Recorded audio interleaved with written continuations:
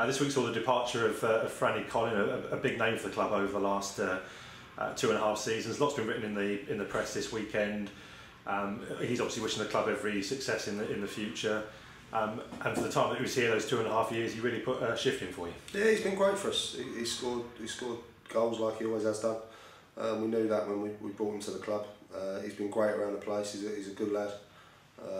Never had no issues with him when he was outside of the team. His attitude's always been first class in training and around the other lads. He's helped the younger lads. It was just one of them that this year he started at the beginning of the season, and we tried to go a similar way to we were last year. We've changed it, and obviously we went on a good run. And I was sort of honest with him and said, look, at the moment I don't think he's suiting you, and he was honest enough to admit that. And it was sort of left on good times. It's always hard losing good players, because I still believe Franny will always score goals. But it was one of them. He wants to play, and I understand that. And from our point of view, obviously, I couldn't see him getting back in as well, so it just felt right for all parties. But no, I thank him for everything he did for us.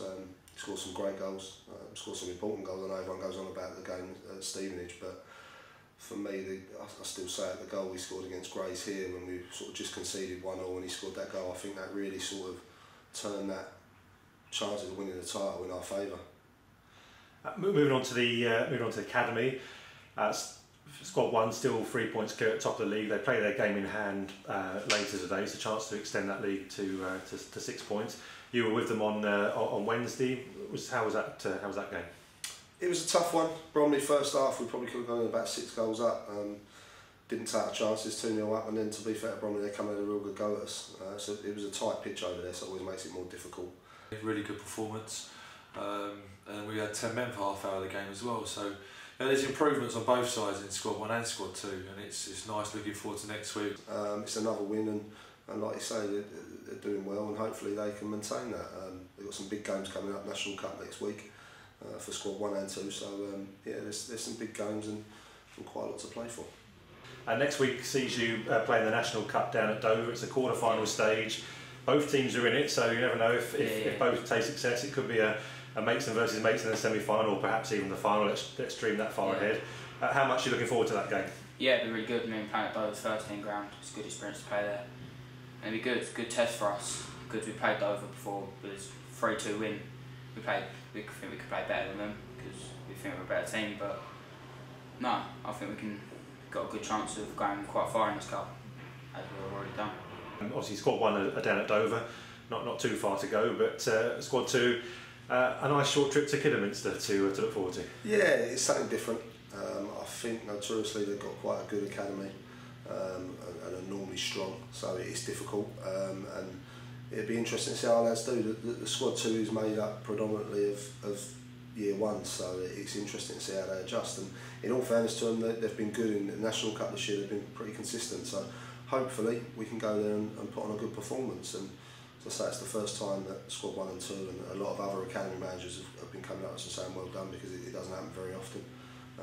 So hopefully, yeah, we can get them both through and get in the semis. But it'll be difficult, no doubt about it. It's a long journey. A lot of the lads aren't used to that, but it's something that I'm sure we'll go there and give it a real good go. So 2 tough games, but to get this far for both teams is a fantastic achievement, and they're doing well in the league as well. So it's fantastic. Yeah, doing really well, good progression, and a lot of the boys are out playing first team football as well, as we've discussed before. So it's all looking really good.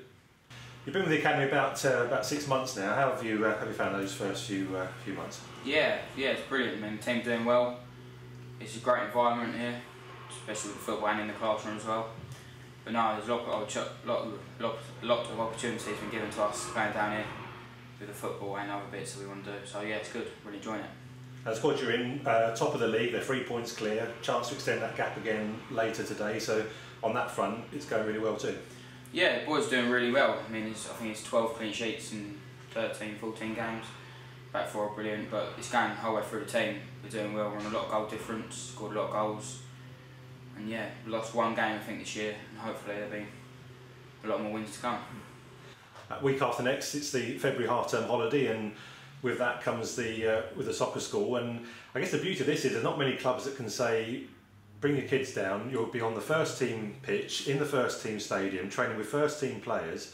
It's such a unique setup, and it's proven as popular as ever. Yeah, definitely. I think I think it's sold out or near enough sold out now. And I think you've hit the nail on the head. We're sort of training with the kids. The first team players, the likes of Paxman, the Acrofis, Mannies, Jamie Coyle. I really do enjoy it. It's completely different getting away from first team and the under-19s here. To work with the younger kids that you do see on a Saturday. Most Saturdays are there watching you, so it's always nice to work with them, and I know they get really excited about each of the activities we do. So it's great for them to have that opportunity, and then in the evenings and on the Saturdays they come and watch their players, and it's nice. You see the lads build up a sort of an understanding with the lads and recognise faces, because as they're coming out of the tunnels you see the boys shouting out to them and the players recognise them, and I think it's great for the club. As I say, when we first took over there wasn't really that link with the players and with the supporters and that, and now the kids really do enjoy it, and I think it shows that by everyone pretty much selling out, and it shows how popular it is. So it's a great setup. How important is it for you as a player, and of course a highly qualified coach as well, to be giving something back to kids who may be starting out on their football journey? But that's right. I mean, I remember. Well, I don't remember when I was that age. I'd done a similar thing to at Crystal Palace when a few of the first team players were there taking sessions, and it was something I really look forward to. You know, it's great for us to, like I say, you see the boys cheer us on a Saturday and first team game, to then work with them and see how excited they get is great. You know, it's something that I've always enjoyed doing. You know, even when I was an unqualified coach, looking at voluntary hours and working with young kids. So it is great, and it's good for the community as well. So in addition to playing for the club, you're also involved with the coaching in soccer schools. Do you enjoy that side of it as well? Yeah, it's really good. Like with the other some of the first team players and some of the younger lads here, like my age, are doing it as well.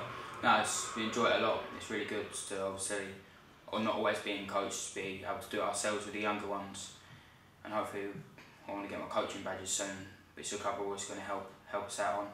So yeah, it's really good that they're doing that for us. And what age did you start playing football yourself? 6 years old. So again, the soccer school kids will be of that age. So is it nice that you're able to give something back even at a young age yourself?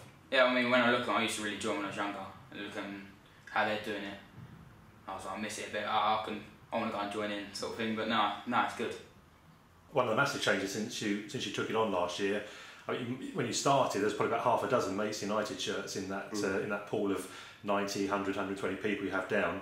Now it's the vast majority, so it's just again fantastic to see that new generation coming through and supporting the club from an early age. It is. I remember as a kid going up and watching and wearing Maidstone shirts to school and that, and no one batted an eyelid. And I remember when we first came back, you never sort of saw any shirts, scarves, hats, and you see the kids now everywhere at the soccer schools, at the PDC, the Pebbles, all got the kit on, and it's great to see. It's great to see. Obviously, everyone knows, or the majority of old supporters know, that it's skipped a generation. It's great now that we've got it back, and like I say, we've got this set up, and obviously with the 3G pitch, the kids can be out there and make the most of it. Yeah. So looking back on last Saturday's match now, do you think that 3-week break affected the performance and the pace of the game that we saw? I think so. Yeah, I didn't want to use it as an excuse, but we did look rusty at times. I thought we were going to start okay first 15 minutes. Obviously, Acrofi and Sweeney's had a good chance. Banya's gone through, but we never had that spark. I thought we looked a little bit sluggish at times. And there's nothing like playing for 3 points and playing for, competitive football in a league game. So I think you can use that as a slight excuse, but then when the games do come along, you've got to make sure you're up for it, and mentally you're right. And it doesn't. There's no doubt about it. It doesn't help.